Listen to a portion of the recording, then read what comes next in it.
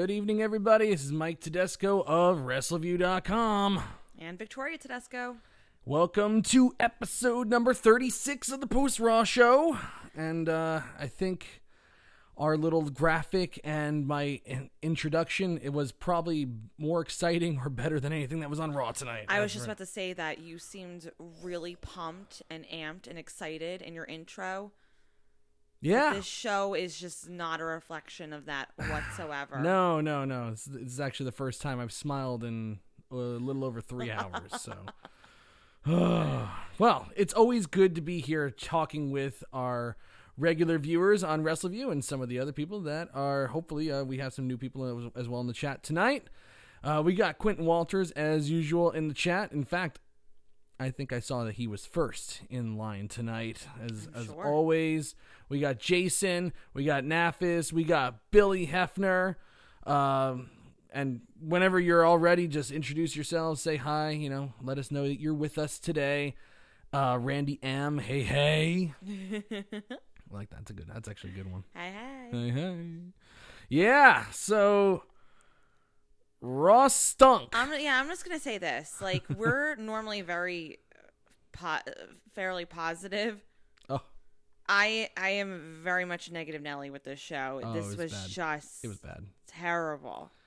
It was bad. Hey, Sweet Lou's in the room tonight. Louis Veraldi, how are you, sir? Very good, very good. Yeah, this was, Quentin does live in the chat. There's no doubt about that. There's really, this Raw was it wasn't as bad, I will say that. I mean, I was drawing comparisons at certain points, and we'll talk about that. I was drawing comparisons to that one Raw that was just epically criticized, epically tanked. Back in December, the one where I think it was the one with Drake Maverick peeing on Bobby Roode's road. Where the hell was Bobby Roode tonight? Are you freaking kidding me? No freaking Robert Roode with the mustache? My God, like what the? Oh my God. Anyway, we'll talk about all that. But yeah, this drew some very real comparisons to those shows for me, and those are not good comparisons to have. Yeah, just not good. Daniel Schell, Firefly Funhouse was, that was something. Yeah, there was like 3 things that I enjoyed. And yeah, we'll talk about once we get to them. There's a few things I did. There's a few things I didn't hate. No, yeah, but there were some things I actually enjoyed above average. Oh, above average? Yeah. Wow, okay.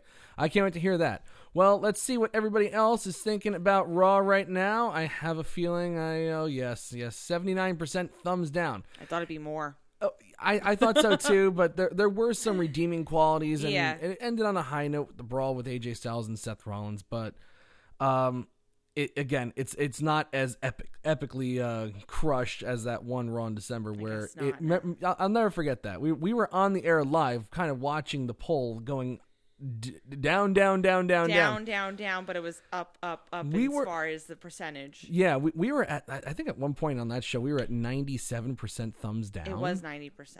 At the end, it was 97%. At one point, it was actually 98%. I think it wound up actually being like 96. I think that was the final. It was a couple months ago. At one point, there was 98. Yeah, but sure. that was that Raw where it was just like, oh my God, the world is coming to an end, and then the McMahons come out and they're like, oh, we got to switch some things up here real quick because this is just not working out for us, But speaking of the McMahons. As the new, also intrepid news reporter for Wrestleview.com, I was able to report this past Thursday on the the Q1 financial reportings of WWE, and they were down 3% in revenue from last year, which Vince McMahon blamed on superstar absence, which you could certainly blame that. There were certainly a ton of injuries in the lead up to WrestleMania and in the build. Roman Reigns being out. There was a lot of things going on. Yeah, would you agree with that? Yes. No. Definitely. So I can kind of get his argument, but the writing's uninspired. The shows are bad. They're too long. There's too much content. The ratings keep dropping, and yeah, we can say that a whole bunch of people are cutting the cord, and yeah, ratings are down everywhere, but they're particularly down for wrestling. You know what I noticed again? Because, again, I watch all these, like, Total Bellas, Total Divas, and I've been rewatching certain things. And it's interesting because I didn't realize, because, you look at more of the drama into the show, but there are these little things that they mention that show how unstable the creative team is. Mm-hmm. Because a lot of the female superstars were mentioning how, all of a sudden creative just did this and did that and did that. There's no consistency. And there's never any moment where it's like you see those writers and you see, because it's changes so often. Yeah. So it's like, but I didn't really realize that because you're so focused on the drama. But if you actually listen to the underlying things that they're saying, they really do shed light on the fact that, like, creative is just all over the place. Yeah, that's the one thing that I really caught from the show, and we could even start talking about it right now. The very first thing that happened on the show tonight was, and it was the only thing advertised for this show going in. There was nothing else, not even a single match, not even Rey Mysterio versus Samoa Joe was announced earlier in the day. There was nothing whatsoever. Was this Alexa Bliss, a moment of bliss segment? Yeah. Actually, before I get into that, I just want to finish my point about the stock. So they released the quarterly findings, and they said, our revenue's down 3%, but we're blaming superstar absence for that and all that stuff. But the stock took a giant tank. And I wouldn't say tank is not the right word. It's not like it was the Great Depression kind of levels of losing money. But hey, you know what? They lost $1 billion in valuation in a day on Wall Street. So they closed out at about $98, almost $99 on the Wednesday. Then the Thursday happened, and they closed at $85. That's a big. That's a $13.50 drop. I think was at the end of the day, and it still isn't recovering. So usually when stuff like that happens, when Vince McMahon takes it on the chin, when they get criticized and people are doubting them, that's usually when they come out swinging, and they actually will usually pull out a good show. This felt like no planning whatsoever. Like I said, the only thing that was really advertised was the Alexa Bliss Moment of Bliss thing, where she's going to announce the Raw competitors for the men's and women's Money in the Bank matches. Not one match. It just felt like the show was starting and they were still writing the show as it was going. And then there was and we'll talk about that as well, there was a whole bunch of unnecessary repackaging of gimmicks that are working that don't need any other help. At one point, I put a comment out there and somebody replied, "They have been raw-ified," and I was like, you know what? There's a lot of goddamn truth to that statement. There's a lot of truth to that statement. So let's see. We got a Moment of Bliss kicks off the show where she's going to announce the men who are going to be in the men's Money in the Bank ladder match, of course. And it was about as uninspired as it gets. Braun Strowman makes his way to the ring. Then it's Ricochet. Ricochet makes his name to the ring. And then it's Drew McIntyre. Drew McIntyre makes his way to the ring. And then Baron Corbin, who she was going to initially read off his list of accolades, but then she stopped. So Baron Corbin makes his way to the ring. And so Alexa Bliss, in that segment at least, was a face. So she's another one who has no established role, because later in the night she will be playing heel. We've talked about that consistently. I hate that crap. I hate when they can't, you cannot flip-flop back and forth. Well, especially on the same show. Mm-hmm. I know. Well, they used to do that with Triple H and Stephanie all the time, and yeah, they did. You're right about that. That's good.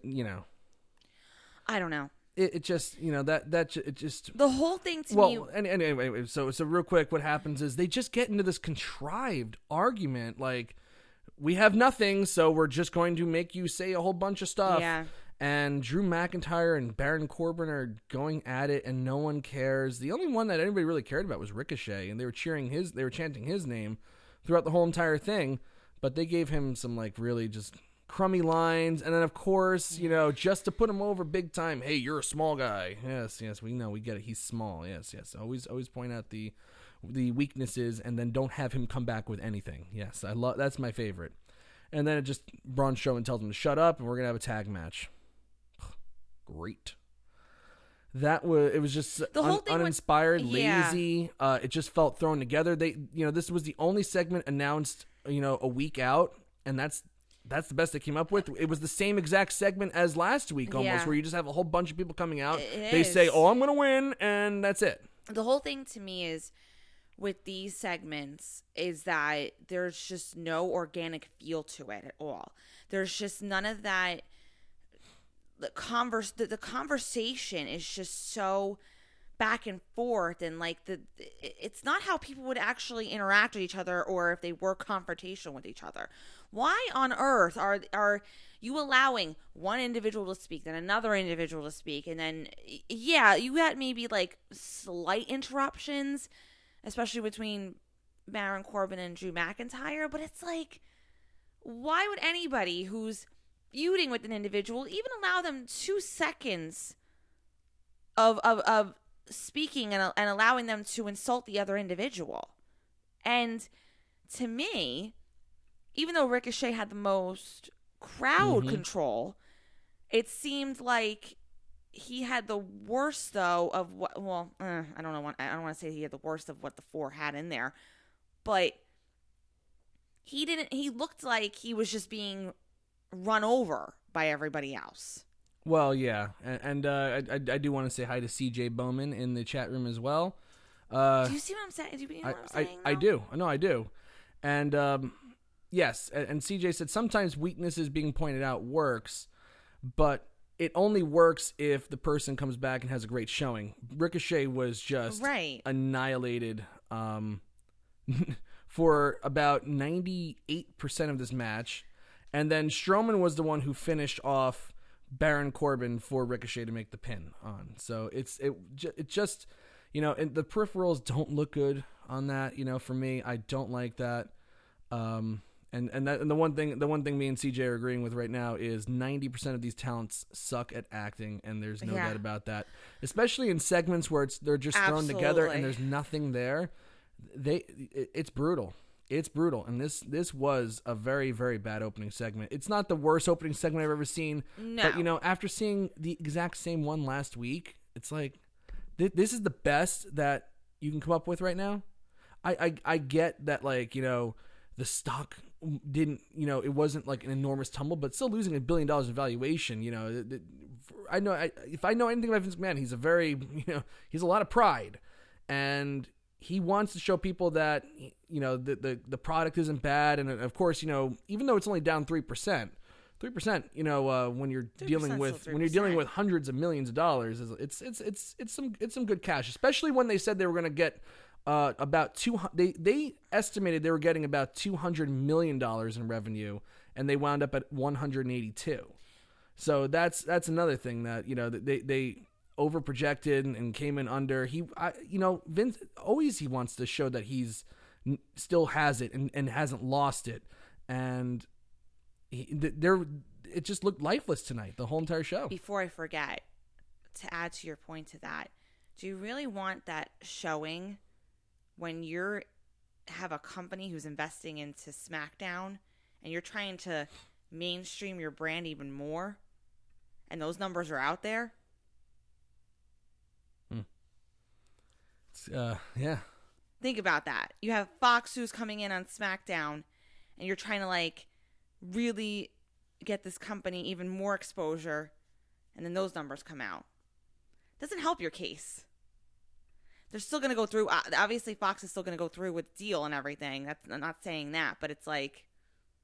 The deal's signed. But you want all your eggs in a basket, though. You want everything in line. But when you're kind of, sold on like, oh, well, we think the ratings are going to be this, and if they don't come in there, that's where it could get a little scary. And that's where I could see, kind of like Fox saying like, we need you to do something to fix this. And then they start making demands, and then Fox kind of, starts dictating what wrestling is going to be on Friday night SmackDown, and stuff like that. That's where, we'll see what happens. But that was a bad opening segment.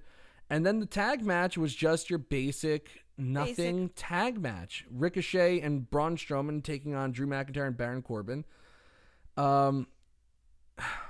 Like, there's really nothing to say about it other than, like you said, it was basic. It was just a basic match. There was nothing there, and Ricochet spent the entire time getting beat on, which I guess, that's the only way you could go, because you can't have Braun Strowman getting beat on. But, they are doing their damnedest to get Drew McIntyre over. Drew McIntyre could have at least gone over on Strowman a little bit. He did. He hit him with the Claymore kick on the outside and stuff like that. But, Strowman could have tagged into this match, and they could have stretched it out a little bit where Ricochet didn't have to look, like he just doesn't belong. Yeah, he's just kind of like there. This outlier of like and even like like I said, Strowman was the one, he hit him with the running power slam, and then Ricochet, and it was a beautiful shooting star press too, but he just hit him with a, he didn't really do much to get the win. Just had to hit one move, and that was it.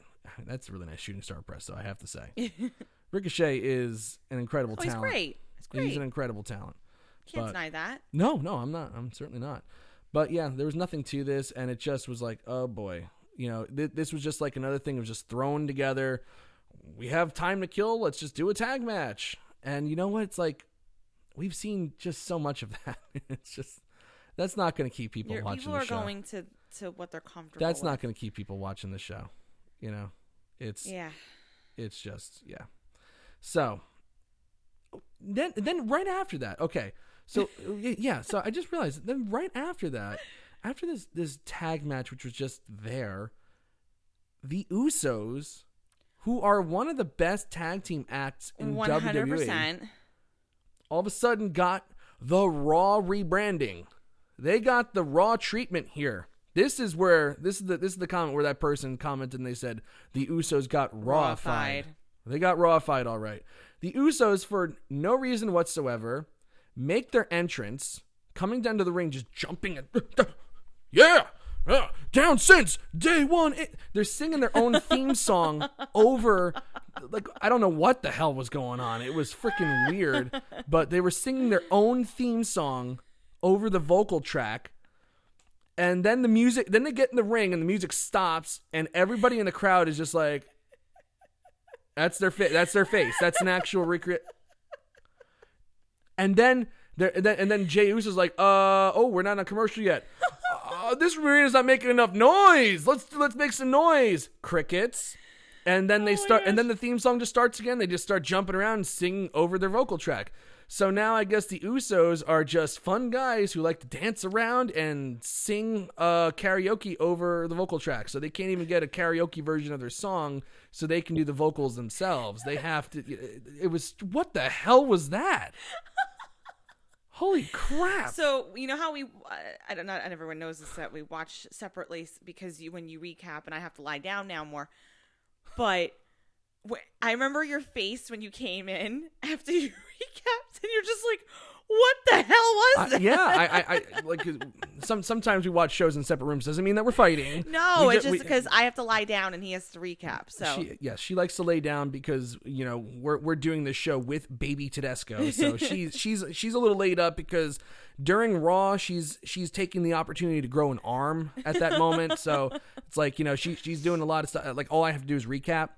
So she lays down. That's why we watch. I'm growing in separate a human. Rooms. She's growing a human. So she lays down. I recap Raw, which it makes me not want to be human anymore, which is it's something.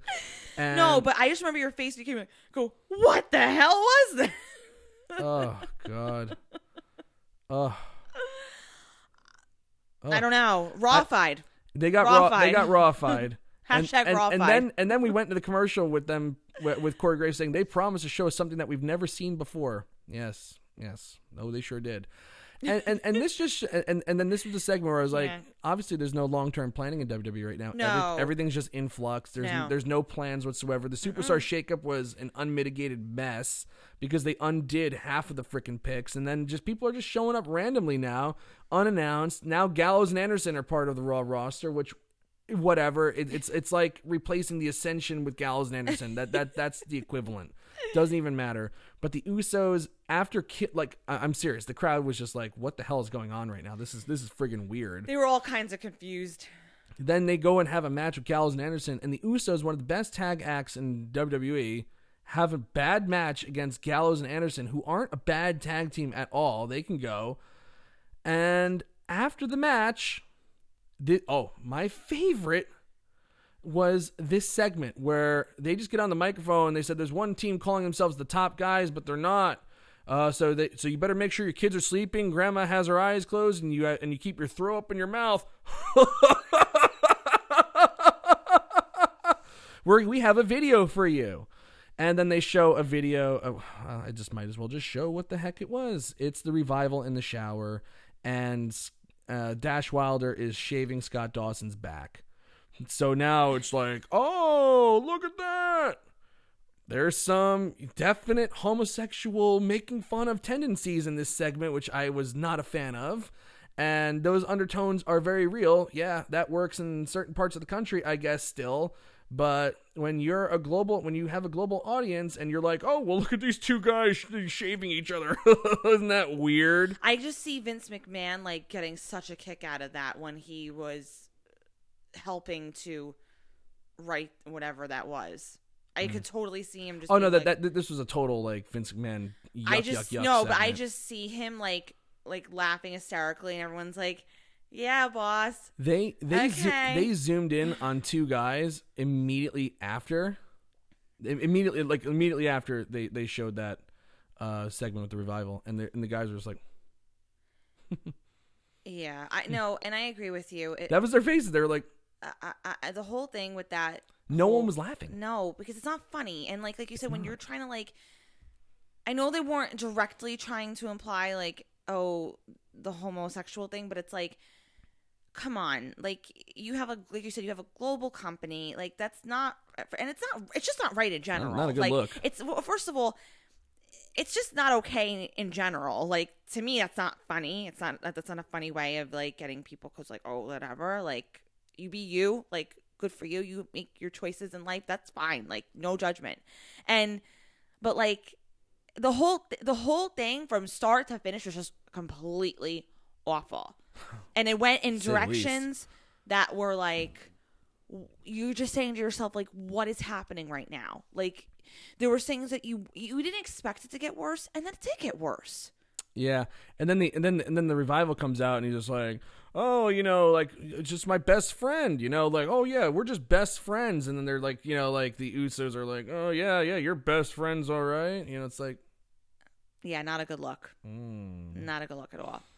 I don't like that. To me, that's not humorous, because it's funny to some people. I get it. Some people like it, and the people in Lexington, Kentucky loved it because they were chanting "Shave your back" later on in the thing. It's funny. It's not my it's humor. Kid humor, but in a world where everything's under the microscope, that's that could easily be misconstrued as something else. I wouldn't have run with the segment, but there's a lot of things that have happened on Raw through the years that I would not have run with. And let's face it, there's a lot of things on this show tonight that, if somebody actually sat down and ran through it and thought about it logically, sure. that you would be like, sure. and now. And I but get that's it. one thing that you're I get it. nah. It's not Drake Maverick peeing on Bobby Roode's robe or anything like that. And it's not Triple H fucking Katie Vick's corpse. It's not that bad. Yeah, I guess we evolved through the years. We've evolved. We become a little more mature, I suppose. Yeah, I guess. But I don't know. Good Lord. Oh, I dropped an F-bomb tonight. Now I have to put. You did? Yeah, I just did. I just realized I did. Really? And wow. Yeah. So now I have to mark this as explicit when I upload it later on. Darn it. Oh well. Anyway, it's watching Raw should have been TVMA tonight. I'll tell you that. But anyway, so that was that. I was just like, oh my god. And then but no one was laughing, and it just kept going on. The only positive about this segment is that at long last, and they've stopped doing this for a while, but I was thinking in my head oh, this could have made it so much worse. Remember when they used to do horrible segments that just weren't funny at all? Do you remember that? And then they'd have Michael Cole and whoever was on commentary with him snickering in the background. Yes. Even though the entire crowd is not laughing, Vince would be like, "Well, you guys gotta laugh because this is a funny Laugh it off. And then you'd hear Michael Cole go He would do that all the time.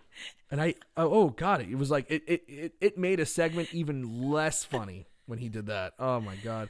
That's the one thing that they didn't do tonight. It wasn't like Michael Cole going, like, like none of that crap. So at least they've evolved from there as well. We're getting there. Next segment, Miz TV with special guest Bobby Lashley. Bobby Lashley. Oh boy. So I didn't report it because it just seems like BS to me, but there is an alleged thing about Lio Rush having heat on himself backstage, and he did post about it, and he said, I'm a confident guy. I have a kid, and I just want my kids to see, that their dad's a confident guy, and, I think that I am the best, and I don't care, who knows it. Well, from the WWE, where the brass ring is only given to some people, not everybody, even though, you can get yourself over, you're not allowed to get yourself over. And Lio Rush apparently has some heat on him. He was not with Bobby Lashley tonight. No explanation for it. There's no breakup. There's nothing. He just wasn't even mentioned. Now Bobby Lashley is out there repackaged now as Bobby Lashley, who talks in the third person. Raw-fied. Yes, raw-fied, yes. But usually when people talk in the third person, they're always like, yes, look at Mike Tedesco with my giant pectoral muscles and my, giant, I got the whole thing going here, and, just take a look at the guns. Mike Tedesco's giant 24-centimeter garter snakes. Oh, yeah, baby. Oh, boy. It's like, this show's getting silly. If you're gonna talk in the third person, you gotta at least sound like, yeah, I'm, Mike Tedesco don't like what you're saying right now, or whatever. It was just Bobby Lashley who was trying so desperately to remember his lines and to remember to call himself Bobby Lashley. Who am I? Bobby Lashley. Bobby Lashley. Yeah, he's like, Bobby Lashley is going to lay down the rules. Bobby Lashley is only answering questions that Bobby Lashley wants to answer. And meanwhile, on his face, I could see that I could just read it. He's saying, I want Lio Rush. Where's Lio Rush? I don't want to talk. Here's the problem. You can't have one of the best talkers in the company with one of the worst talkers in the company. With nobody to support one of the worst talkers. So. Oh, God. It's just not fair. It's like, wow. It's just wrong. Removing Lio Rush from the Bobby Lashley presentation is a huge, huge handicap to Bobby Lashley. He's going to, if this supposed heat is really true and they really are taking a back seat on Lio Rush, you can't send Bobby Lashley into the Wolves and the Lions Den and just say, hey, now you're on your own again. You gotta find somebody else for him. Bring back Abraham Washington. Just have him take a break a little bit and then be like, all right, until we figure out this whole Lio Rush situation, let's just put you're not going to come out tonight. It's either, you can either embarrass yourself or you can go out there and, or you can take a break. So. I know. It's great. I'm looking at the chat room right now because I just realized that I have been just going nuts tonight. You are just, you're in rare form this evening. Daniel Shell, Tedesco fails a drug test because of those pecs. That's a good one. God damn it, Daniel. That's a good one. Oh, gosh. Anyway, so Bobby Lashley is there just suffering, and he tries to call Miz's dad a potato face, and he forgot the line. He's like, potato face, and then they got into a brawl. Oh, George. And then the Miz, got mad, and he threw a chair, and this was great, because when he threw the chair, it actually hit Lashley. Finally, somebody throws a chair, and it hits the person. Oh, that was great. Oh, Miz. Hit him right in the leg. Oh, Miz. That was fun. But then, of course, now we have to have a match with the Miz and Bobby Lashley. And I was like, oh, no. They're not going to, give us a weird finish and then make this for Money in the Bank. Thank God they are not. They are not. Thank you. There is no Miz versus Bobby Lashley at the pay-per-view. Because during this match, Shane McMahon came out, distracted the Miz, and eventually Bobby Lashley lost. I'm sorry, Bobby Lashley pinned him and Miz lost, and then Shane attacked him after the match, leading to Miz eventually challenging him to a steel cage match at Money in the Bank, which is happening. So I hope George makes an appearance. Oh my God, I hope it's a steel cage match, and I hope it's for the George Mizanin title. Yeah, the George Mazana Fantasy Championship that they showed on Ms. and Mrs. this week. If you didn't see it, I posted in Wrestleview Media. Yes. Go to Wrestleview Media, and Victoria posted it there. Yes. Or Mrs. or they have another cage above the cage with George Mazanin in the cage. Yes. Then it would be the kennel from hell. Oh yes. Or you could call it like the potato farm from hell. No. Yes. I love Mr. Mazanin. Oh, I love him too. That should be on that should be on the screenshot for tonight's show. Yes. Okay, one more time. You ready? Okay, we're ready. Okay, we got that. So now be on the lookout for the screenshot. And tomorrow. if you're listening, watch later on. yeah. If you're listening, you have to check it out on YouTube. That's why there's a weird pause. Yes. And we appreciate you listening too. Yes. By the way, we appreciate everybody who downloads our show every week. It's a great honor to be a small part of your Tuesday morning or whenever you listen to us. Anyway, so yeah. Shane actually, I liked this segment. I didn't mind it. This it is was the first one where I enjoyed. Yeah, the Miz and Shane stuff only. The match to get there was bad. Yeah, no, and I'm a Miz fan, Yes, but the Miz and Shane stuff, because this was kind of what we were expecting, that they were going to have that rematch.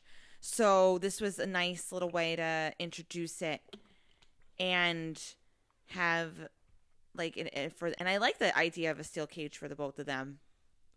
Yeah, it should be pretty interesting, and at the very least, another. And they produced what they did at WrestleMania, not quite the same, but I think they're really good together. They have a good chemistry, so it's gonna be interesting. Yeah. So it should be good. Should be good. All right, let's continue on. Just continue talking.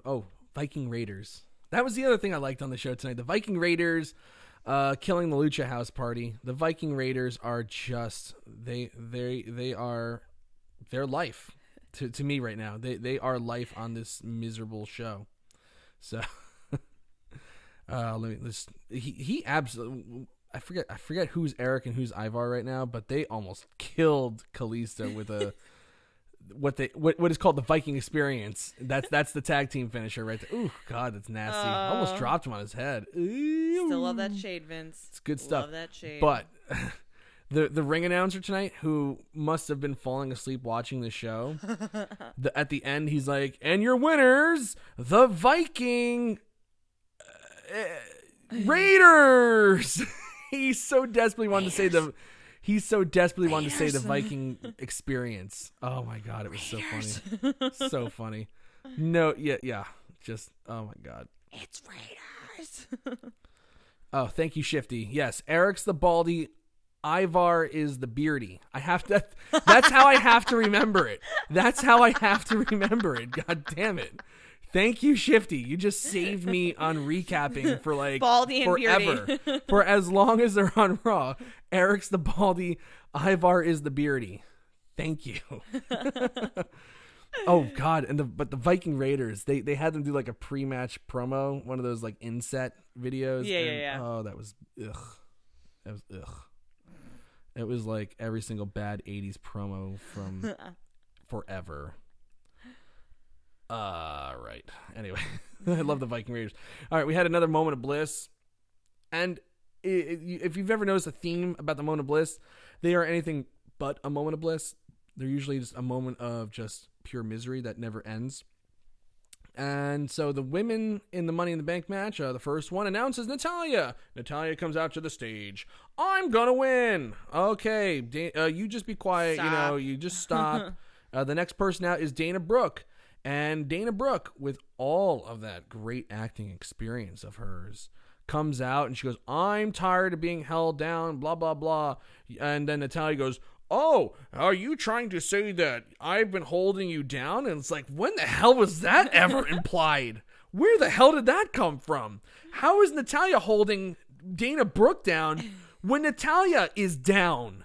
Wouldn't you have to be at the top of the division to be holding somebody down, not at the not a bottom feeder like Natalya is? It's just Natalya. And her perception. Right. And no, but then Dana Brooke's like, oh, yeah, I didn't say that. And she goes, well, you're implying it. And then they're trying to get in this argument, and it's the worst. I almost dropped another F-bomb. I held myself back. But the acting, wow. Those are the first two. I would have started with Naomi, who was the third person announced. I would have started with Naomi and then just kind of built around that, put Natalya and Dana Brooke in the middle. At least that wouldn't at least be your first impressions of the women's Money in the Bank ladder match. I'm sorry to say this, but Naomi is so underrated.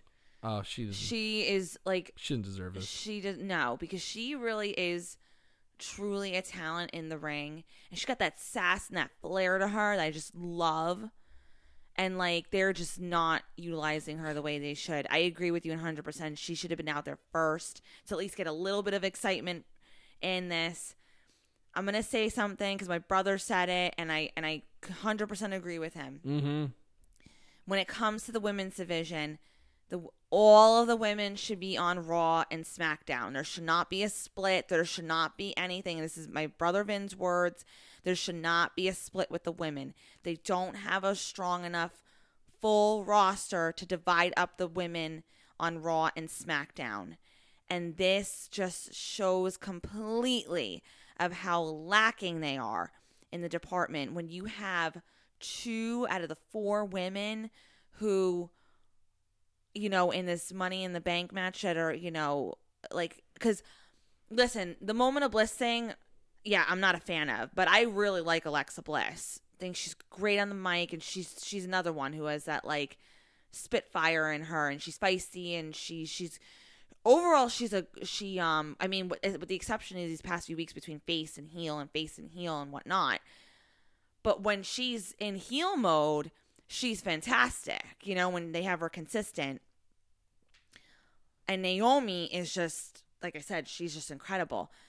But this just again proves, though, the lack that what they are lacking in the women's division. There's just not any strong enough females, and the strong females don't have anybody to compete with. Yep. And then you're throwing them, like I said, and I get it. You want to give them time. You want to give them exposure, because you don't want it to seem like, you don't want to seem as if you're not bringing equality into it. But you know what? We've had equality for 3 years, right? And but at the same token, though, I said this before. Let me finish. The females watching the show are down. Wait, let me finish. The reason why, though, you have to look at the quality. That is what's going to draw in more viewers for the women, and you can't have it just be a nothing. Like, you can't just give these women an opportunity just because they're women. You just can't. The men aren't getting that opportunity, so why are you doing the same thing for the women? If they can't produce and they can't act and they can't do whatever, I'm not saying Natalya shouldn't have an opportunity. I think overall, like, she's good in the ring. I know you don't feel the same in the way, no, but I think she's okay in the ring. I think she's, you know, I think she's got some real talent there as well. But the only problem that she has, major problem, which is a huge problem, is her acting, is her character. And so when you're going to throw her out there and have to do all this, you can't do that. You can't just throw women out there to act when that's not what they're doing. That's not what they're capable of. That's not her strong suit. I agree. Find something else for her to do within that moment of bliss. And all 4 of them are out there. Or just have them, or just announce them, and then just have the match of Money in the Bank. Yes, you don't have to have them come out. But again, it's 3 hours, so we have to stretch it out as much as we possibly can. But Lord, you know, and yes, we've also talked about on this show of how the women's roster is just not deep at all. But there are better women on the roster than Dana Brooke. I you know, for something Frank McMahon just said in the chat rings true too. It's like, what do we do to deserve Dana Brooke on pay-per-view? Was Ruby Riott busy? Is Sarah Logan busy? Like, what is going? Like how is Ruby Riott passed over for Dana Brooke? But see, that's another issue too. They're not. I sometimes I feel like it's just a free for all of. It's just this rotation. Like, okay, it's your turn. Yes. which they're kind of going back to when the Divas title was there, when it's like, oh, everyone just got the Divas title for like a month or two, or even if that even. Yep. It's just like, oh, you're a female, let's just give you the Divas Championship. Well, okay, and okay, so let's talk about this, because now that we're on the topic of women and wrestling and the equality and the revolution and all that stuff. Better or worse? Do you, yeah, it's great. They main evented WrestleMania and all that stuff, but you know, and again, you know, like ratings are just a number and all that stuff, but it hasn't brought any women viewers to the show. It hasn't. No. I've been looking at the ratings every week, and the demographics, you know, for 18 to 49, I believe is the range of women watching. It's minimal. And you know, and this is kind of something that was on Wrestleview Media last night too, which kind of got me thinking too. It's like, you know, nobody tunes in to watch WMB. It's just I don't think as a woman, do you think as a culture that everybody just really just wants to see women just, you know, presented in the same way? And no, stuff like that? And I'm speaking on I want quality.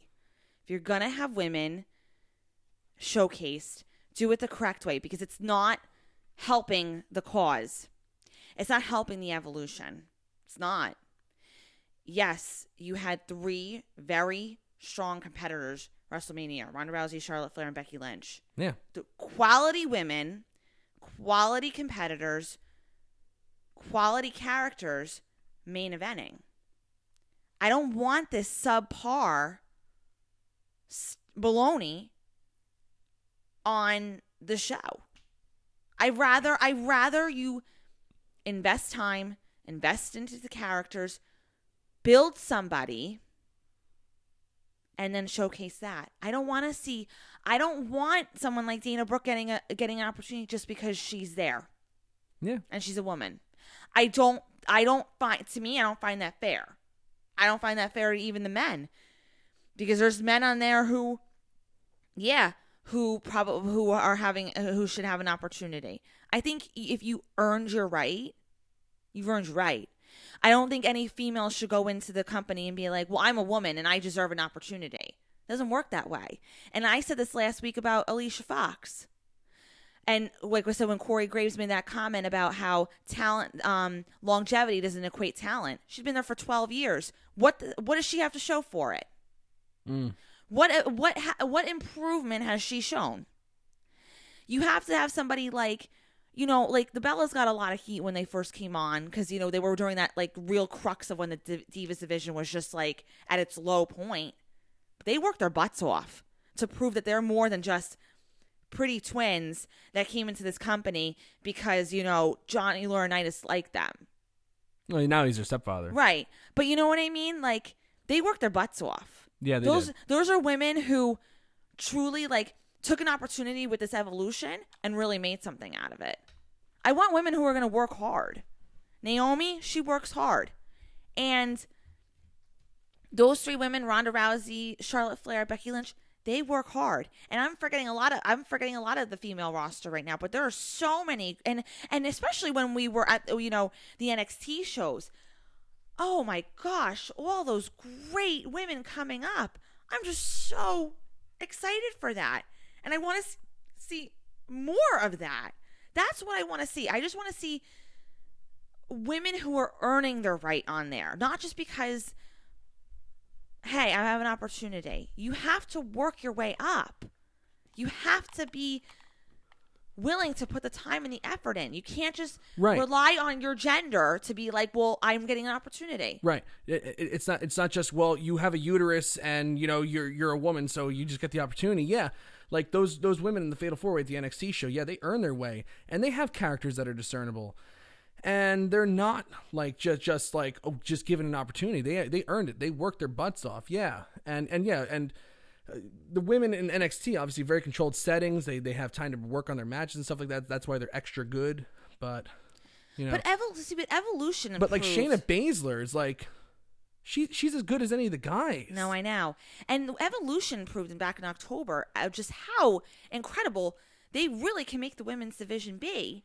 And with the time and the effort that you put into it and to actually building these women. But like I said, I don't want a woman on there just for the sake of having a woman on there.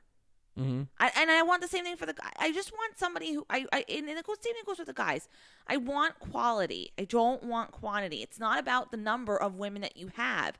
It's about the time that you put into them, right. and are they producing? Right. Yep. Well, sorry to go on this tangent. No. And there are a lot of comments in the chat about you rock. You know, they want you on creative. They're clapping. There's a lot of stuff. Yes. So this was a very, very good rant.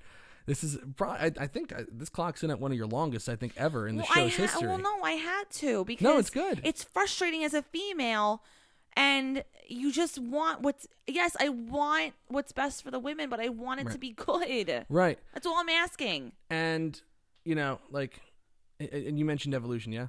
Yes, I did. Yeah, so it's like Evolution isn't even on the books this year, because Evolution, now they're proving, and Evolution, for my money, call me crazy. I dare you to. Okay. Evolution was the best main roster show last year. I loved of it. 2018. I had so much fun at Evolution. It was just crazy. Incredible. From start to finish. And now it's not on the now it's not on the books this year. Oh, because we don't have Ronda Rousey, so we're scared we're not going to sell out. Give me a break. Or the Bellas. Run, yeah, exactly. But run a small venue and just give it a chance. You know, like just go with Evolution. It really was a phenomenal show. It really was awesome. And now it's like, now it even looks even worse, because it's like, okay, well, we just threw them a cookie because we're going to Saudi Arabia and they're not allowed there. And don't worry, we're getting to another Saudi Arabia show coming in June, but we're not going to talk about that. But you know, it's like, just stop. Either go all in and just give us quality with the women and actually make this, and stop calling it a revolution, and stop patting yourself on the back, and stop doing all these corporate buzzwords for, oh yeah, look at our women empowerment, this and that, this and that, this and that. First of all, you're late to the cream. Of course, as always. But how about you just have women that are just deserving of being there, instead of just, well, you're a woman and you have a look and you look pretty, so there we go. You know, and nobody even wants it anymore. No, well, no, I mean, that's not true. There, of course, there's a whole slew of people, but your majority of your fan base, they want quality matches. That's what you're looking for. Because if you're a pretty face can only take you so far, especially now. You know, I mean, Eva Marie proved that too. You know, she's incredibly good looking, but actually, believe it or not, with Eva Marie, I think they found the right combination of stuff for her, and then she got busted on that frick. She got suspended, and then they started running their mouths on Twitter, and they got fired. But I thought Eva Marie coming out and teasing, doing a match, and then like something would happen every week where she couldn't do the match. I thought that was like the beginnings I thought that was the beginnings of something really good. Right, but that was like 4 or 5 years too late. Not too late, but no. You know what I mean? Well, but it was at the right time, because they just did the brand split and they were just establishing a whole bunch of new characters. And I was like, you know, Eva Marie could be a player here if she can actually go, and like, you know, they keep this up. They were doing a great job with that gimmick. Well, they supposedly really were. She wants to come back, so we'll say. Well, they can't come back and do the same gimmick again. They're going to change No, it up. I'm just saying it won't be as good. Supposedly I know. She does want to come back. So I know. I don't know.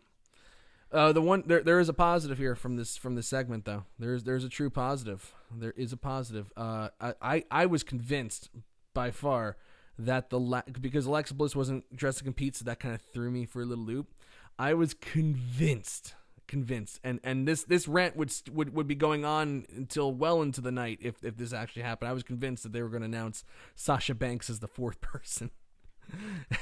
My heart would have. I probably would have had a heart attack. Oh yeah, so yeah, so they didn't do that. It's Alexa Bliss in the match, and that actually got a good pop. That was about it. And then Naomi challenged her to a match and goaded her into the match, and that was it.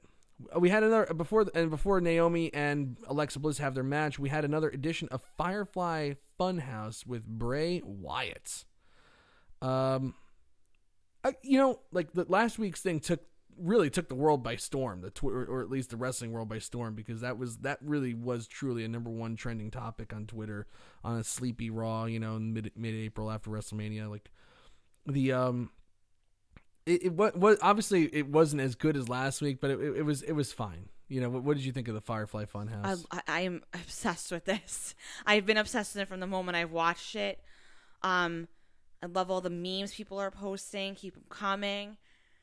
This is just A+ to me. This was another very enjoyable moment. Even though it was short, in between. Love it. Keep it coming. I did like it. Coming. And Bray Wyatt's the perfect person to be this character. I know. I was waiting for them to bring back the Vulture, aka Boney from Wienerville on Nickelodeon. He wasn't on the show tonight, but they did have what was the rabbit's name again? The rabbit's name? I thought you meant the witch's name. The rabbit had a name. I can't remember what the name was, I didn't write it in my recap, but it was like Rascally Rabbit, I think it was, and Abby the witch. So and he drew a picture of the house burning down with Sister Abigail and stuff like that. So it was creepy. It really was, especially with the children laughing in the background. It actually is a really creepy thing, and that's kind of hitting a home run. Anytime children laugh in a weird or creepy or like scary movie, it always adds an element of like. I always get flashbacks to The Shining with the two twins in the hallway. And whenever I'm in whenever I'm in a hotel, I can never sleep when I'm in a hotel, so I usually go down to the lobby and like get something from like a vending machine. Yeah. And then when I'm walking back, it's always like late at night, right in the middle of the night. I'm always like turning around and looking down a long hallway, and I'm still expecting to see those two little girls going, "Come and play with us, Michael. Don't you want to play with us forever and ever and ever?" Yeah, so the kids laughing in the background is very, very creepy. This is just amazing though. What wasn't amazing, Alexa Bliss and Naomi. Alexa Bliss wrestling, the big thing was she was in her street attire, so her shoes kept getting untied, and then she just loses to Naomi. So that was that. Becky Lynch. This was okay. So last week we talked about and talk about deserving here. Okay. So now we're going to talk about Becky Lynch and Lacey Evans. Yeah. Who Lacey Evans she's a player right now. She has to show that she can go in a long match, but she's a player. She's got some great promo skills. She's got a good character. I'm not sure exactly what the character is, but it's good. And she can go, and she's tough. She seems tough. She looks tough. She's got big muscles, and she plays off as tough. This was miles above last week. Oh yeah. This was like Becky Lynch was just, the crowd was into it. She was really confident. Loved her promo. Loved it. And then Lacey Evans coming out. Oh my God. It was great. She throwing those punches. Oh, it was awesome. Whoa. So really impressed. And last week we were talking about how Becky Lynch felt cold as a character. Well, Lexington, Kentucky loved everything that Becky Lynch was doing. They were chanting her name. They even chanted that horrible Becky Two Belts name at her. But everything she said was great. And she had a much better showing than she's had since winning the titles. I think this is her best showing since winning the titles. And she goes, I don't make history by dodging anybody. I make it by beating everybody. Charlotte Flair may have the pedigree, but the man still has her number. As for Lacey Evans, she made a mistake by punching someone that likes it. Lacey Evans comes out and says, isn't it just like a man to want what he wants when he wants it? I tried my best not to lose my manners, but I warned you not to let your emotions get the better of you. You don't like listening, so I'm done talking. And then Lacey Evans charges the ring. And they just get into a giant pull-apart brawl, which was freaking awesome. Really freaking awesome. Good. They had the agents and referees come down, pulled them apart. This was a money segment. I'm actually, of the two Becky Lynch matches at Money in the Bank, it's Becky Lynch versus Charlotte Flair for the SmackDown Women's title, and Becky Lynch versus Lacey Evans for the Raw Women's title. I'm looking forward to Lacey Evans' match more than I'm looking forward to Charlotte. Yeah, this made me from last week, because I remember how I was like, I'm not feeling the character, Lacey Evans' character, and like you said, I thought Becky was, losing that luster a little bit, but this totally like changed my perspective on everything, because this is what I like to see. Quick, little pull apart brawl, like you said, and just punches were just thrown. Amazing. Yeah, so this was a true money segment. This is probably head and shoulders the best thing on Raw tonight. If you have a chance, they probably already have all the YouTube stuff up, including the Firefly Funhouse. I think I saw Shifty was saying that he missed it, so they probably have that up on YouTube right now. You can probably go over and check it out, but don't do it until after the show, of course, of course. But yeah. Jason F., we've seen Becky versus Charlotte so many times, Mike. What's going to be different? That's the question. I don't know. Good question. Without any stips, just like a straight up match, we've seen it a million times. You're right. I don't know what could be different about it. I agree with that. I don't know. In fact, I would put that one on first. I would probably open the show crazy because they closed at WrestleMania, but I would probably open up Money in the Bank with, well, Money in the Bank's probably going to open up with a Money in the Bank match, no doubt. But if I were, doing the match order, I'd probably put Becky Lynch versus Charlotte Flair first. Start off the show. They'll still have a good match. It's not like they're going to have a bad match, but they always have good matches. What could they possibly do? You're 100% right, Jason. And because there's no depth, it's not like this could ever be like a Rock and Steve Austin kind of feud where it's like, okay, well, they run through everybody else, but then at a certain time of the year, usually around WrestleMania, that's when gravitate towards each other. Yeah, then they gravitate towards each other again. There's just too few women and not enough good women for Becky Lynch to avoid Charlotte forever. So they're going to have a whole bunch of matches through their careers, just a whole stink load of matches. There's no question about it. And it's like, how can it get better every single time? That remains to be seen. That depends on what on their planning, and I think they're both good talents. I think Charlotte obviously is the better talent, and I think she'll be able to come up with something creative. I think Becky Lynch is a marginal hand, but she can hold her own. Jason, again, back at a Super Showdown, Becky kept her belt by slapping Charlotte in the stomach with the belt. I stopped caring about Becky back then. Oh God, okay. But there's just a whole, they'll probably change. They'll probably switch sides a bunch of times. Becky will be heel, Charlotte will be face, and Charlotte will be heel, Becky will be face. There'll be a whole bunch of different dynamics to it. But yeah, good question. I don't know what is going to really be interesting about that match. But anyway, the pull apart brawl was awesome. And that was the best thing on the show. I was like, okay, well, third hour is going to pick up. Unfortunately, by the time anybody sees that segment, that I would almost wager a bet that this third hour is going to be an epic drop off tomorrow when the ratings come out. Ooh. I can just imagine. I can just imagine how bad that's going to be. Zack Ryder and Kurt Hawkins versus the Revival. Nothing about Zack Ryder and Kurt Hawkins gets me excited whatsoever. Their best thing going was that they were losing, and now they're winning. So there's nothing to them. There's Can nothing. We move on? Yeah, of course we can. I just still don't understand why they're the tag team champions. I don't understand. Nobody was clamoring for it. They just randomly got a match on the WrestleMania pre-show for the Raw tag team titles, and that's it. And then they just win. It's like, where was the build to this? There's nothing to it. And the Kurt Hawkins winning now.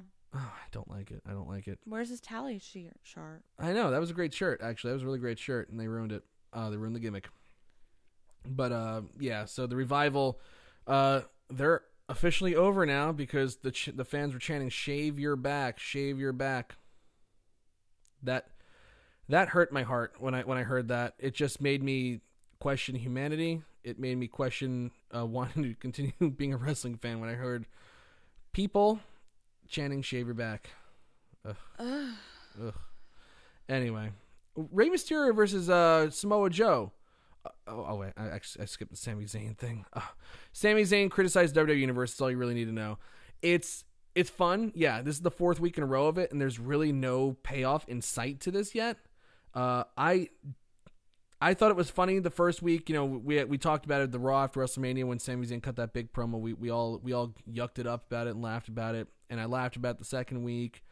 And then last week it happened again. And now this week it's like, Where's the payoff? What is the reason for this? I want him to come to a parent-teacher night, though. Oh yeah, I know, right? Yeah, just here, you know. Your kids are entitled. Yeah. Agree, Sami Zayn. Oh, watch out here. Watch out. Anyway, yeah, but it's like, where's the payoff here? Why is this happening? And, oh God, what was my other question I had for it? Oh yeah, like, it's fun for people like us who are part of the bubble where, you know, we watch those shows, you know, it's really great for the internet wrestling community. Okay. I'll say it like that. You know, the ones that we can get a chuckle out of that because we understand the dynamic of the WWE audience. You know, we do. We understand the dynamic of the hardcores and stuff like that. But if you're just a person casually flipping through the channels and you somehow survived to that point in Raw, and now that you're being told that you're a crap fan and stuff, like, it's like, click. It's like, it's fun for people in the bubble, but for the casual viewer, how is this registering at all? I really don't agree with that. Okay. Why? No, I don't think people. I don't think the casual viewer will look into it like that much. I don't think they'll. No, of course not. But again, they're going to watch a whole entire segment and not understand what he's talking about either, though. I don't agree. But at this point in the show, it's like, it's just so long. It's like, why is this guy doing it? No one's coming out. It's just, there's no payoff. Yeah, I agree. It's like, okay, fourth week of this, like, can we like let up a little bit? Can we at least start to see like a little bit of the tunnel? No, I agreed, but I don't. I'm just saying I don't agree with you on the casual viewer component. That's all. I agree. It's long. It's what's the point? That I agree with, but I don't think like I said, I don't think the casual viewer will necessarily care all that much. Yeah, and it's just going to get old real quick. It like, you know. Well, it already is getting a little bit old. It is because I'm already saying it's just getting a little long in the tooth. So, I'd like to see a little payoff here. Samoa Joe in the ring says that Mysterio should buy a mask for his son to hide under because he's ashamed of his father, and so it's Samoa Joe versus Rey Mysterio. The match went longer than the WrestleMania match, so that's good. It wasn't a bad match at all. Non-title, so Rey Mysterio does not become the United States champion by pinning Samoa Joe. And after the match, Mysterio celebrates with his son Dominic. Now, I always love seeing Dominic because I remember him from 2005 when it was Rey Mysterio versus Eddie Guerrero, and Eddie Guerrero is really the father of Dominic. So, because Rey Mysterio needs a little more blue chew and couldn't, you know, pack enough chromosomes to have a kid. I wouldn't know anything about that, but apparently Eddie Guerrero was the father of Dominic, and they had a custody battle, a ladder match for the custody of Dominic, like, of all things in wrestling. And now to see him as, you know, he was only like 8 years old then, and now he's 19. Wow. No, he's 22. Yeah. He was born in 1997. So he's 22 years old, and now he's looking to become a wrestler. There's more to Dominic than meets the eye. I think he's going to be getting the big... I think he's going to be joining the main roster, so it's going to be funny to see him in a custody battle, and now he's going to be a wrestler at some point. So that's kind of interesting. I like that. I like that kind of stuff. Yeah, that's kind funny. of cool. Kind of cute. But he was much cuter as a kid. I'll tell you that. I'm sure. But I thought the match was good with Samoa Joe. Yeah, it was definitely. Now the I guess the one drawback to it is that Samoa Joe took the pin last week, and that was his first appearance on Raw. He took the pin last week.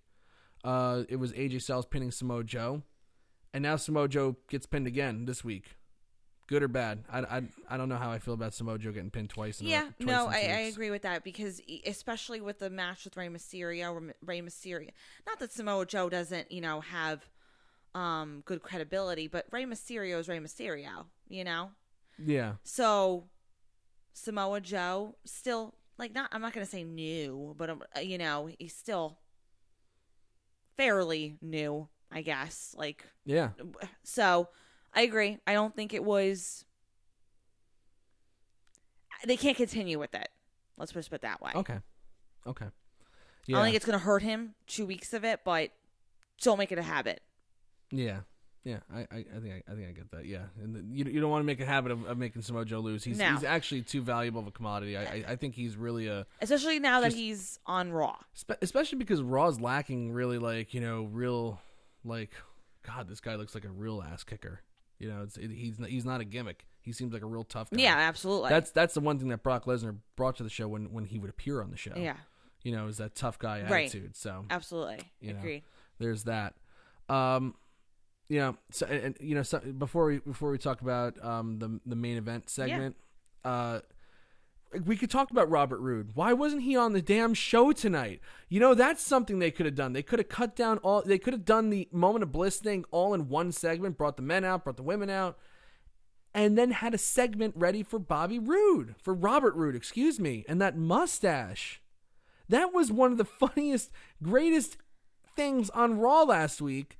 And no Robert Roode this week? I think that our numbers for Raw would have been a lot higher on our poll if that mustache appeared tonight. I agree. And if Victoria wasn't pregnant already, after seeing that mustache, she might have been pregnant like we would have been announcing this week. That's how good that mustache is. Oh my God. That's a beautiful mustache. And here's do you hear your father right now, little one? and here's another good question. Jason F. Where was Cesaro? Great question. These are all great questions. Great question. Unfortunately, Cedric we don't Alexander. have any answers. Right. How about who was that? Who's the guy from Eric Young? That he hasn't even debuted on Raw yet. Gallows and Anderson having matches before Eric Young shows up on Raw. Randomly just gets thrown in there. Where is Nikki Cross? Where are these damn people? I don't know. Good Lord. They're hiding. They're hiding. We have to have Natalya and Dana Brooke doing promos? Oh, Jason. Now you're getting a little out of control. Oh, no. What about Alicia Fox? Jason, that's okay. That's okay. No, please. She doesn't need to be on there. I hate how she has the same name as me. EC3, that's a good question. Actually, EC3 on a couple dark matches was being managed by Drake Maverick. Actually, I would kind of like to see that.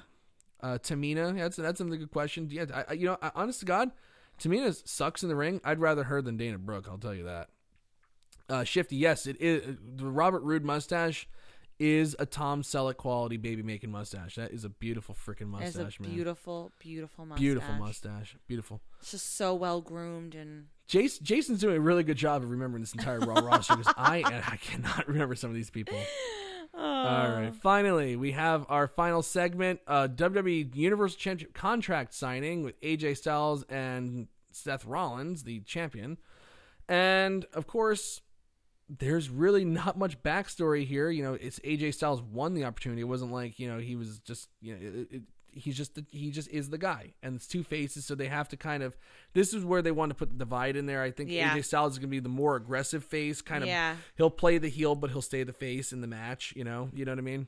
I kind of like their interaction, though, because to me, this is where it seemed a little bit more authentic. Like, they weren't, going out of character in order to, and they were throwing digs at each other, but it wasn't like they were throwing these insults. You know what I mean? So it was just this two strong, confident guys just saying how they're the best.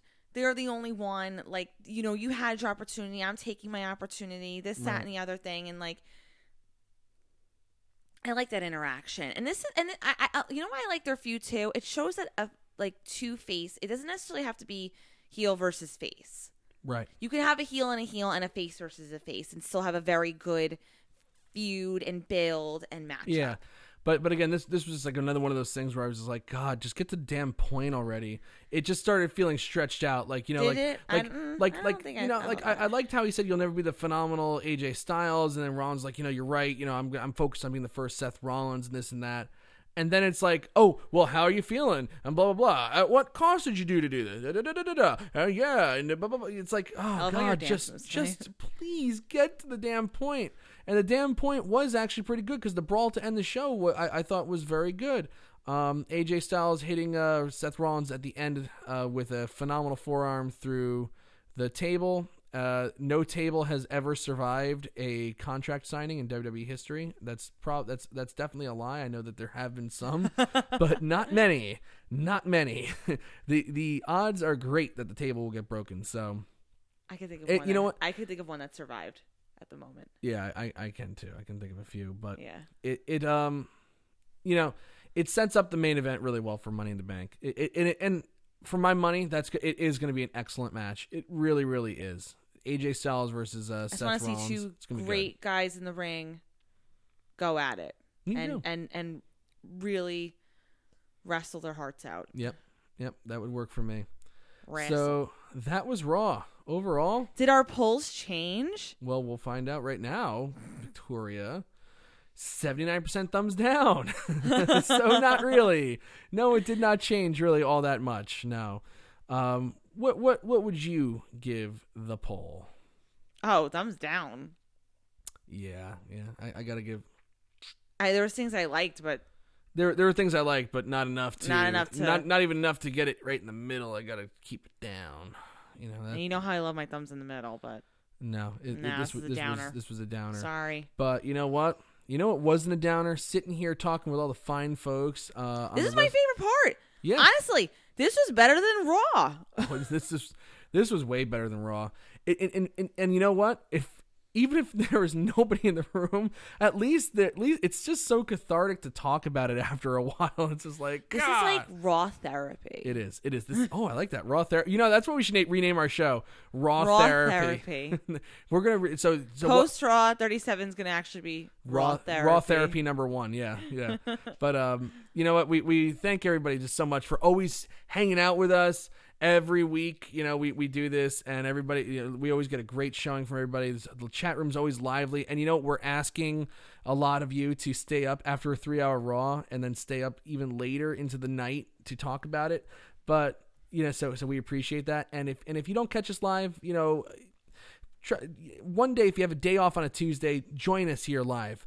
And get involved in the chat. We love having everybody in the chat room. We love talking with everybody. But if you catch us on the replay on YouTube, or if you catch us on Spotify or iTunes or however you get our podcast with the audio, we appreciate you listening to us. We it just kind of blows our minds sometimes that people actually will take time out of their night to listen to us just talk about a Raw. It's kind of funny. It's really neat to us. So we thank you for that. And I think with that, let's bring the show in for a landing. What do you say, my dear wife? Let's do it. All right. Well, in that case, I want you all to have a great week. I am Mike Tedesco. I am Victoria Tedesco, and this is Baby Tedesco. Oh, and Baby Tedesco too. Yes. Have a great night, everybody. Thanks a lot. Week. Bye. Bye. I'm gonna give the bye. Bye.